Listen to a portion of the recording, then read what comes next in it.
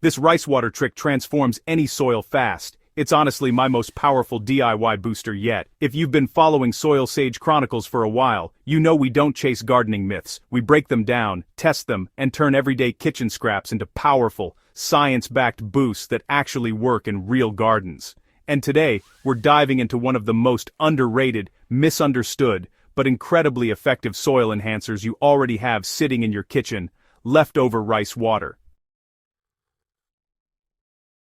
Before we get deeper, let me say this: rice water isn't magic. It's not a miracle cure, but when used correctly, and I mean correctly with the right ratios and the right method, it becomes a probiotic-rich, microbe-boosting, soil-strengthening tonic that your plants will thank you for. The challenge is that most gardeners online get the recipe wrong. They pour raw rice water onto their plants and expect miracles. But raw rice water can actually invite mold, upset soil balance, and even stress your plants. The real secret is fermentation, and today, I'll walk you through exactly how to make a powerful fermented rice water soil booster, how to dilute it properly, how much to use for your garden size, and how to apply it for real visible results. This is the same method I use in my garden, the same one I show in Soilsage Chronicles videos, and the same one countless gardeners swear by once they try it. Let's dig in.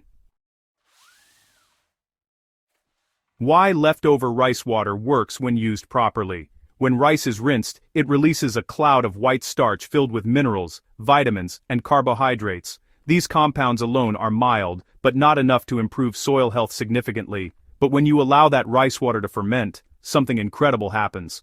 Microorganisms, mostly lactic acid bacteria and beneficial yeasts, begin converting those carbohydrates into organic acids. They multiply rapidly, turning your simple rice rinse into a living microbial tea. These microbes, well, they help break down nutrients already present in the soil. They also improve soil structure, support healthier root development, and boost plant immunity naturally. And, they encourage greener foliage and faster growth. Think of it like giving your soil a healthy probiotic drink. Your garden becomes more alive, and plants respond with vigor. But remember, fermented rice water is concentrated. This is why dilution is key, not optional. How to make fermented rice water the right way. Let's get straight into the recipe because accuracy is everything here. Start by grabbing a clean jar, a handful of uncooked rice, and a small amount of brown sugar or molasses. The sugar serves as the food source that jump-starts fermentation. Here's how I do it in my own Soilsage Chronicles garden setup. First, rinse 1 cup of uncooked rice using 2 cups of water. Don't overthink it. Just swirl the rice for about 30 to 40 seconds until the water turns cloudy. That cloudy water is your base. Next, strain the rice out and pour the liquid into your jar. Now add a tablespoon of brown sugar or molasses into that jar. Stir well so the sugar dissolves. This part really matters, because the sugar not only fuels the microbes, but also prevents bad bacteria from taking over. Cover the jar with a cloth or a loose lid. Fermentation needs air, but not dust or bugs. Now, all you do is let it sit for 48 hours in a warm spot. Not direct sun, just a warm shelf. After 2 days, open it and take a gentle whiff. You're looking for a slightly sour, mildly sweet aroma, kind of like diluted yogurt whey. If it smells rotten or sulfur-like, toss it and start again. A good batch will be pleasantly tangy, creamy-looking, and just a bit bubbly. Diluting your rice water booster correctly. This is the part that most gardeners get wrong, and it's where Soilsage Chronicles always steps in with clarity. Fermented rice water is strong, stronger than it looks. Applying it directly can cause microbial imbalance, root burn, or even fungal issues. So, dilution is not just recommended, it's essential.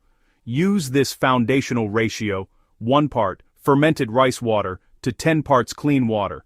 That means if you're using 100 milliliters of fermented rice water, add 1 liter of clean water to it.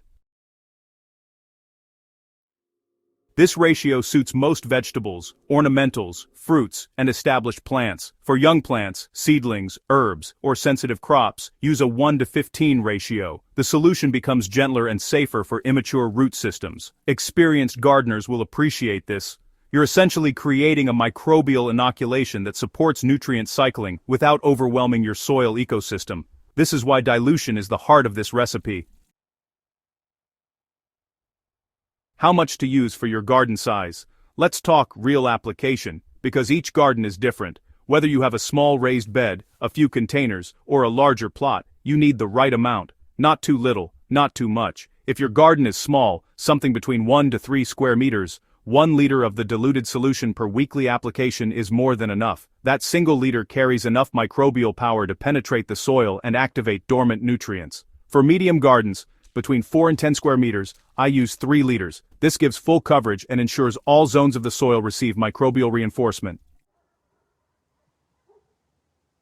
For larger gardens, stretching up to 20 square meters, you'll need 5 liters. It sounds like a lot, but remember, it's diluted liquid, and large plots have more soil volume to inoculate. If you're growing in pots, a single medium-sized pot only needs about 100 milliliters of diluted solution per application. Containers retain microbial populations very well, so you don't need heavy dosing. Your goal is consistency, not saturation.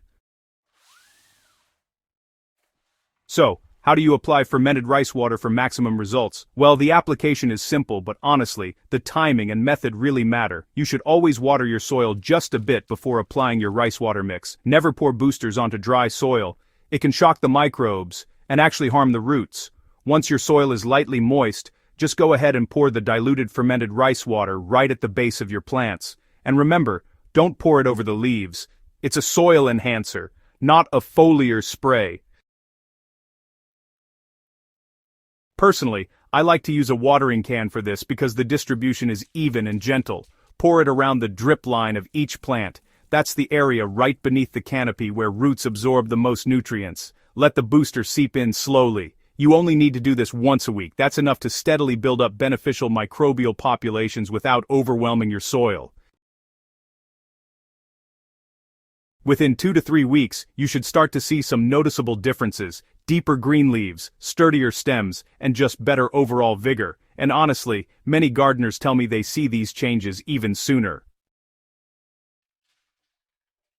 So, going a bit deeper now, using rice water alongside FPJs for powerful results. If you're a longtime Soilsage Chronicles fan, you know we love FPJs, which are fermented plant juices. They're just packed with plant hormones, enzymes, and micronutrients. When you combine them thoughtfully with fermented rice water, honestly, the results can be incredible. But here's the catch: you don't want to mix FPJs with rice water in the same bottle. Instead, you apply them separately, alternating each week. Rice water boosts soil microbes, while FPJs feed plant metabolism directly.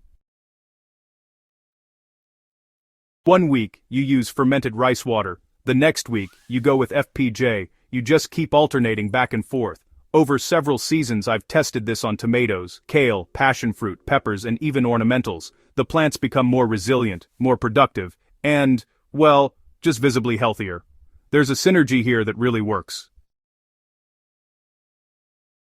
Now, if you want to take things even further, you can try a comparative experiment just like I often show on the channel. Make 2 FPJs from 2 different plants, let's say sweet potato leaves and pumpkin leaves. Use them separately on matching plants, but make sure all of them get the same rice water routine. The results are honestly fascinating and teach you exactly which FPJ your crops love best. This is the kind of hands-on garden science that Soilsage Chronicles is really built on.